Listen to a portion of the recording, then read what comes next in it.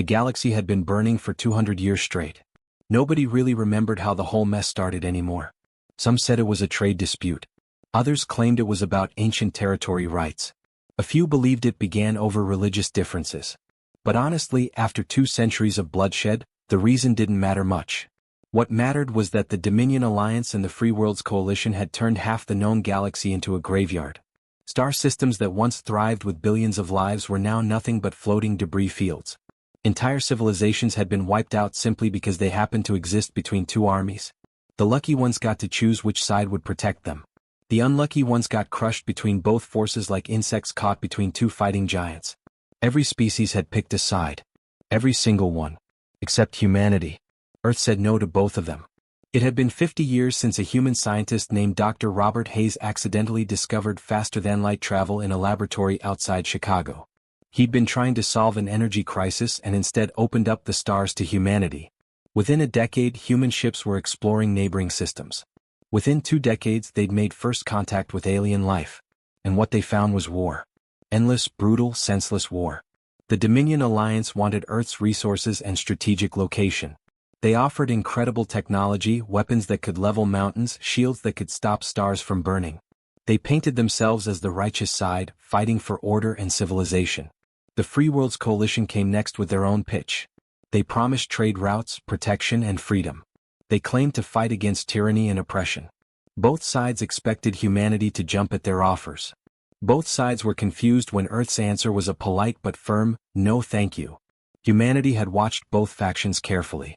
They'd seen the Dominion glass entire planets for refusing to submit. They'd watched the Coalition's freedom fighters bomb civilian stations. Both sides claimed moral superiority while committing atrocities that made Earth's own bloody history look tame by comparison. So Earth did something unexpected. They built neutral ground. The sole trading hub became the galaxy's most important location almost overnight. This massive station, bigger than most cities, floated in orbit around Earth's moon like a steel and glass monument to neutrality. Here, Dominion commanders and Coalition generals could meet without fear of ambush. Here, peace talks happened under human supervision. Here the war paused. Human merchants made fortunes selling supplies to both sides. Medical ships with red crosses painted on their hulls traveled to battle zones, collecting wounded from both factions. Human negotiators, trained in every form of diplomacy Earth had ever developed, sat in rooms where species that hated each other somehow found compromises. Ambassador James Carter had become the face of Earth's neutrality over the past 30 years. His hair had gone completely gray during his service. The lines around his eyes spoke of countless sleepless nights negotiating ceasefires and prisoner exchanges. He'd personally saved millions of lives through his work, though he never bragged about it. Today marked his 47th appearance before the Galactic Council, and he knew exactly what they'd ask before they even opened their mouths. The council chamber was a massive circular room with representatives from 40 different species. Some breathed oxygen like humans. Others needed methane or ammonia atmospheres and sat in specialized chambers. A few didn't breathe at all. But they all wanted the same thing from Earth. The council speaker, an insectoid creature whose species had been neutral before the Dominion conquered their homeworld, chittered through his translator. Ambassador Carter, the Dominion Alliance has increased their offer. Advanced weapons technology. Defensive satellites that could make Earth invincible. Manufacturing techniques that would revolutionize your industry. Before James could respond, another voice cut in. The Coalition matches this offer and adds guaranteed trade routes through our space. Protection for all human colonies. A seat on our high command. James Carter stood slowly. He'd given this speech so many times he could recite it in his sleep, but he never let it become routine. This message was too important. "I appreciate both offers," he began, his voice calm and measured. "But Earth's position hasn't changed. We're staying neutral." The insectoid speaker's mandibles clicked in frustration. "Ambassador, surely you see the advantages of choosing a side. Your military is small. Your weapons are primitive compared to ours. You've been spacefaring for barely 50 years. Without protection, you're vulnerable." James nodded slowly. "You're right about our military. We keep it small on purpose. And yes, our weapons aren't as advanced as yours. But there's something you need to understand about humanity." He pulled up a holographic display showing images from Earth's history. World War I. World War II. The images were brutal, showing the horrors humans had inflicted on each other with primitive chemical weapons, nuclear bombs, and conventional warfare that killed millions. We've been where you are right now, James continued. Earth almost destroyed itself twice in the 20th century. We learned something from that nightmare. We learned that the only way to win a war is to never start one in the first place. Naive, the Dominion representative hissed, his reptilian features twisted in contempt. You survive only because both sides allow it. Profitable, the coalition ambassador clicked, his mechanical voice devoid of emotion. They play both sides for credits. James smiled, but there was no warmth in it. Call it whatever makes you comfortable. But Earth's decision is final. We'll continue hosting your peace talks. We'll continue treating your wounded and housing your refugees. Our merchants will trade with anyone who can pay. But we will not pick up weapons for your wars. Not now. Not ever. The chamber erupted in arguments, different species shouting in dozens of languages. James Carter simply gathered his papers and walked out. Far away, in the dark reaches of the galactic rim where no light from civilization reached, the Vaxxer sovereignty monitored the broadcast. Their emperor, a creature of nightmare-made flesh with 6 glowing eyes and mandibles that could bite through starship hulls, watched the human ambassador leave the council chamber. Did you hear that, insect? The emperor growled to his military commander. He profits from war while claiming moral superiority. He sits safely in his little system while real powers fight and die. Their neutrality is an insult to every warrior in the galaxy. The Vaxxer general, a veteran of 1,000 battles, studied the intelligence reports on humanity. My lord, they are weak. 50 years spacefaring is nothing. Their weapons are generations behind ours. Their fleet numbers perhaps a few hundred ships. They survive only because neither the Dominion nor Coalition considers them worth the effort to conquer. The Emperor's 6 eyes gleamed with malicious intent. His mandibles clicked together in what might have been laughter. Then perhaps it is time to teach these humans the price of neutrality. Send word to the fleet. We have a lesson to deliver. New Mumbai was the closest thing to paradise humanity had ever created among the stars. The colony sat on a world that seemed designed for human life. 2 suns painted the sky in shades of orange and gold. The air was clean and breathable without filters. The soil was so rich that crops grew faster and bigger than anything back on Earth. Rivers ran clear and cold from mountain ranges that could have been pulled straight from the Swiss Alps. 4 million people called New Mumbai home. Most of them were farmers, but not the kind who struggled with harsh conditions. This was agricultural paradise. Fields of golden wheat stretched to the horizon. Orchards produced fruits that fed not just the colony but a dozen nearby systems. Children grew up running through cornfields taller than their parents, playing hide and seek among rows of vegetables that seemed to sprout overnight. The colony had been established 20 years ago by families who wanted a simpler life away from the crowded cities of Earth. They built something beautiful. Small towns dotted the landscape, connected by solar-powered trains. Schools where kids learned both high technology and how to work the land with their hands. Community centers where people gathered on weekend evenings to share meals and stories. Governor Helen Brooks loved her job more than anything except her family. She'd been elected 3 times because people trusted her to keep New Mumbai prosperous and peaceful. On this particular morning, she sat in her office overlooking the capital city's central plaza, reviewing the quarterly harvest projections. The numbers were incredible. This year's wheat crop would exceed last year's by 15%.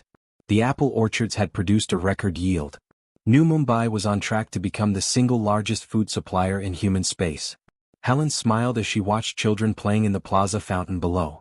Her husband Daniel was somewhere on the northern continent, inspecting the new irrigation systems they'd installed last month. Their daughter Rebecca had gone with him, excited to miss a day of school for the field trip. That's when every sensor array around the planet went dark simultaneously. Helen's smile vanished. Her hands flew across the control panel. Communications, what just happened? Why did we lose the satellites? The response came 3 seconds later, and those 3 seconds changed everything. Governor, we've got multiple FTL signatures. Unknown ships dropping out of hyperspace. Big ones. Lots of them. Helen's blood went cold. New Mumbai had no military presence. No weapons platforms. No defense fleet. They'd never needed any. This was an agricultural colony in neutral human space. Nobody attacked farmers. She activated the colony-wide emergency broadcast system. This is Governor Brooks. Unknown vessels have entered our system. This is probably just a misunderstanding, but I need everyone to stay calm and... The communications officer's voice cut through, raw with terror. Governor, they're powering weapons. Multiple energy signatures consistent with... The first lance of superheated plasma struck the northern continent like the fist of an angry god. Helen watched through the satellite feed as an entire continent turned to glass in seconds. The temperature was so high that rock melted and flowed like water. Forests vaporized instantly. Cities built over decades disappeared in the blink of an eye. Daniel was on that continent. Rebecca was with him. Her husband. Her daughter. Gone. Just gone. Helen couldn't breathe. Couldn't think. The world seemed to tilt sideways. Then training kicked in and she started screaming orders. All colonists to emergency shelters. This is not a drill. Get underground right now. Move, move, move. Across New Mumbai, 4 million people ran for their lives. Emergency sirens wailed in every town and city. Families grabbed children and pets and sprinted for the underground bunkers that had been built as a precaution but never expected to be used. But the Vaxxer weren't just attacking. They were hunting. Drop pods screamed through the atmosphere, landing near every shelter entrance. Massive alien soldiers emerged, creatures that stood 3 meters tall with armor that shrugged off bullets. They carried plasma torches that cut through reinforced blast doors like butter. Helen watched the feeds in horror as Vaxxer soldiers dragged families out of shelters. The aliens weren't killing quickly. They were making a show of it, broadcasting everything across every galactic frequency so the entire universe could watch. Children screaming for their parents. Elderly couples holding hands as plasma fire consumed them. Young people fighting back with whatever tools they could grab, dying as heroes but dying all the same. The Vaxxer Emperor's message came through on all channels, his voice like grinding metal. Humanity will kneel before the Vaxxer sovereignty and pay tribute, or every human colony will burn exactly like this one. You have 3 days to surrender. Choose wisely. For 18 hours, Earth watched 4 million people die. The images were everywhere. Every news station. Every social media feed. Every screen on the planet showed New Mumbai burning. Showed the Vaxxer hunting down survivors. Showed bodies in the streets of cities that had been peaceful that morning. Governor Helen Brooks survived only because she'd been in the capital's government bunker when the attacks began. She broadcast a message to Earth, her face streaked with tears, her voice breaking as she read names from a list that seemed to go on forever. Daniel Brooks. Rebecca Brooks. Her family. Her friends. Her neighbors. Her world. The United Earth government convened an emergency session within 3 hours of the attack. President William Foster sat at the head of a table surrounded by 40 of the most powerful people on Earth. Military generals with decades of experience. Corporate leaders who controlled trillions in assets. Diplomats who'd spent careers avoiding war. Representatives from every nation, culture, and creed. The Dominion Alliance has offered a full military partnership, General Robert Hayes reported, his weathered face grim. Complete protection in exchange for joining their side. The Free Worlds Coalition has made an identical offer. Director Jennifer Walsh from Earth Intelligence slammed her hand on the table. They're vultures circling a wounded animal. Both factions have been trying to recruit us for 50 years. This is just another opportunity to them. They don't care about New Mumbai. They care about adding Earth to their side. President Foster stared at the screen still showing New Mumbai in flames. He saw children's bodies. He saw survivors wandering in shock through burning streets. He saw Helen Brooks, a woman who dedicated her life to building something peaceful and beautiful, destroyed in a single day. We're not joining their war, Foster said quietly. Every person in the room leaned forward to hear him. We're starting our own. All in favor of declaring war on the Vaxxer sovereignty? 40 hands rose as one. No debate. No discussion. Unanimous. President Foster turned to General Hayes. Robert, activate Protocol Longshot. The general's expression shifted from grief to something darker. Something that made several people at the table uncomfortable. Mr. President, the galaxy is about to learn why we stayed out of their wars. It wasn't because we were afraid. It wasn't because we couldn't fight. It was because we knew exactly what we'd become if we did. The galaxy expected Earth to beg for protection.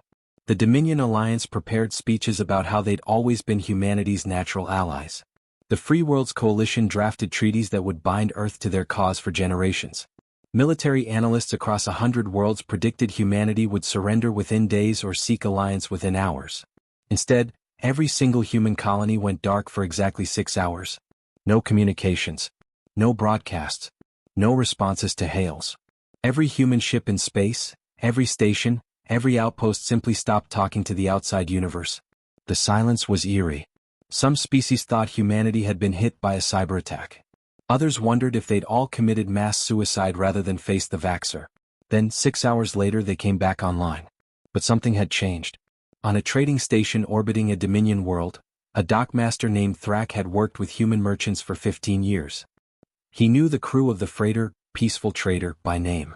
They delivered medical supplies, food, and manufacturing equipment every month like clockwork. Good people. Friendly. Harmless. That morning, Thrak watched the Peaceful Trader's cargo bay doors open as usual. But instead of containers of grain, missile tubes emerged. The ship's smooth civilian hull split apart, and armor plating deployed with mechanical precision. Within minutes, the friendly merchant vessel had transformed into a warship bristling with enough firepower to level a city. This wasn't happening to just one ship. It was happening to all of them. Across 1,000 worlds, human merchant vessels revealed their true nature. Ships that had spent decades delivering food and medicine suddenly deployed weapons that made military officers nervous. The gentle traders who'd been part of everyday life for 50 years had been warships in disguise the entire time. Admiral Helen Warren stood on the bridge of the Endurance, humanity's flagship, and allowed herself a grim smile. She was 60 years old, gray-haired, and had spent the last 30 years of her life preparing for a war she desperately hoped would never happen. The Endurance was a monster of a ship, easily the size of a small city. It had been built in the shipyards around Jupiter under the official designation of Deep Space Exploration Vessel. The Vaxxer had probably seen it on their intelligence reports and dismissed it as humanity's attempt to look impressive. They had no idea what it really was. All ships, this is Admiral Warren, she broadcast to the assembled fleet. 300 warships hung in space around her, every single one of them previously classified as civilian or defensive. Our mission is simple. The Vaxxer sovereignty murdered 4 million civilians on New Mumbai. We're going to ensure they never hurt anyone again. The Vaxxer Empire controlled 20 star systems. Their military was legendary for crushing smaller species. They'd built an infrastructure of supply depots, fuel refineries, shipyards, and communication networks that stretched across their territory like a spider's web. Every military analyst agreed that attacking such a fortified empire would require overwhelming force hitting their border defenses. Earth didn't attack their borders. Captain Tyler Hayes commanded a ship called the research vessel Curiosity. For 10 years, it had been logged in galactic databases as a scientific exploration ship studying stellar phenomena. Hayes and his crew had visited dozens of systems, always polite, always harmless, always asking permission before entering space. Nobody knew that the Curiosity was actually Earth's most advanced stealth warship. "All right people, target is the antimatter fuel depot at Vaxxer 7, Tyler said quietly to his crew of 40. Intelligence reports it's 3 jumps behind their front lines.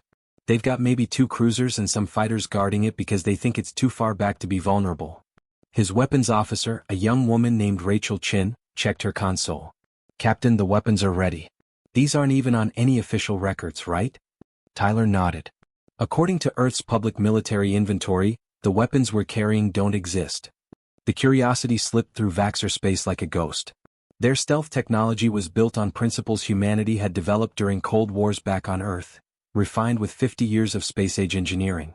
By the time the Vaxxer sensors detected anything, it was already too late. The antimatter fuel depot at Vaxxer 7 supplied the entire Eastern Fleet. It was a massive complex that processed enough antimatter to power hundreds of warships. When Tyler's weapons hit it, the explosion created a miniature sun that briefly outshone the system's star. That was just the beginning. Across Vaxxer space, 50 ships like the Curiosity activated. They'd been positioned over the years, their crews embedded as traders and researchers. Now they struck with surgical precision. Supply depots exploded. Shipyards went offline. Communication relays were destroyed by ships that appeared out of nowhere, fired, and vanished before defenders could respond. Human intelligence officers who'd lived as merchants for years suddenly activated. They knew which facilities were critical. They knew security rotations. They knew weak points. All that information flooded back to Earth's military command. The Vaxxer Emperor raged in his throne room, watching reports of destruction flood in. Where is their fleet?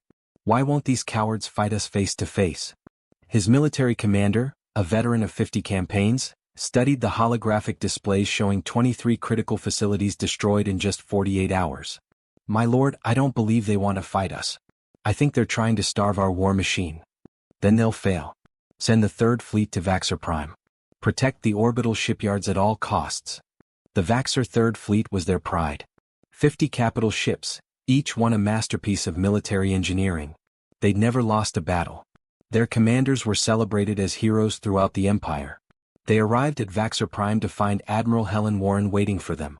All ships weapons-free, Helen said calmly. What happened next shocked every military observer in the galaxy. Earth's warships moved with a speed and coordination that seemed impossible. Their missiles didn't just fly at targets. They actively hunted, adapting to countermeasures in real time. Their railguns fired metal slugs accelerated to a significant fraction of light speed, punching through shields and armor like they weren't even there. The Vaxxor Third Fleet had been built for what they called honor combat, traditional warfare with clear formations and predictable tactics. Earth's fleet had been built by a species that spent 10,000 years perfecting the art of killing its own kind. Humans had fought with spears, swords, gunpowder, chemical weapons, nuclear bombs, and everything in between. They'd written thousands of military treatises. They'd studied war the way other species studied art. The battle lasted 4 hours. When it ended, the Vaxxor Third Fleet was gone. Admiral Warren's face appeared on every screen in Vaxxor space. You attacked New Mumbai and killed 4 million innocent civilians. We won't take your territory. We won't enslave your people. But we will systematically dismantle your ability to make war until you surrender. Every shipyard, every weapons facility, every military installation. You wanted to teach us about war. Let us show you what humanity learned from our own history. In the Galactic Council chambers, the Dominion and Coalition representatives watched footage of the battle in complete silence. Finally, someone whispered, "What have the Vaxxor awakened?" The war lasted 8 months, but those 8 months changed the galaxy forever. The Vaxxor sovereignty had conquered 12 species before encountering humanity. They'd perfected the art of crushing resistance through overwhelming force and brutal displays of power. Their military doctrine was straightforward. Hit hard, hit fast, and make examples of anyone who resisted. But humans didn't fight like anything the Vaxxor had encountered before. Human forces seemed to be everywhere and nowhere simultaneously.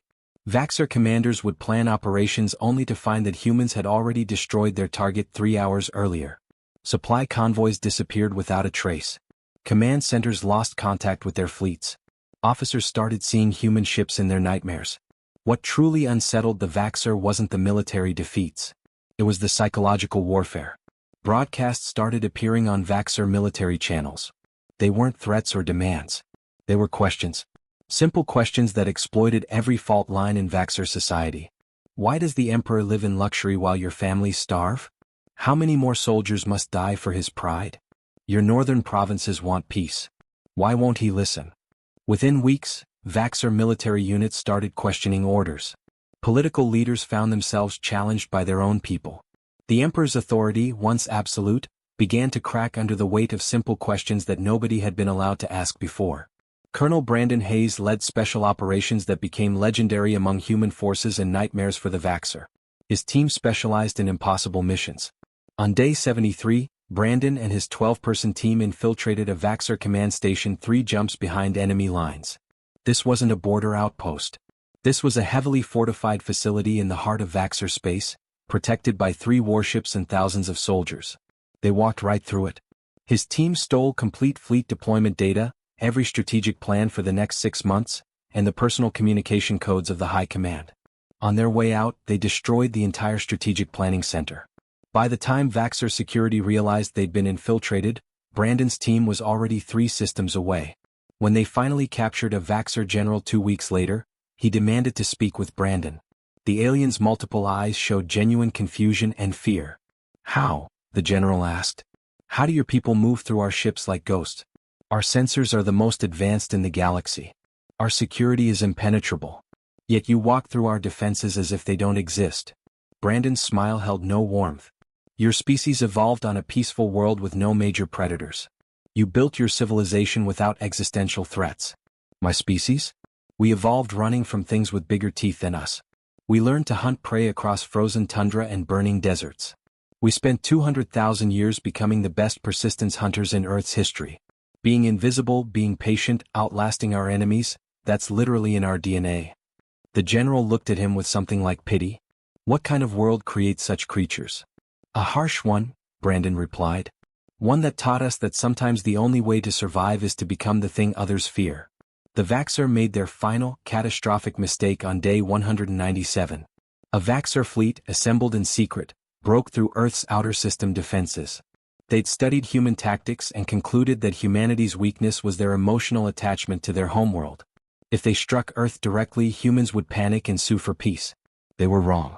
Commander Nathan Pierce was stationed on Defense Platform 7 when the Vaxxer fleet emerged from FTL. He immediately ordered all platforms to engage, but there were too many ships. Some got through. His personal communicator buzzed.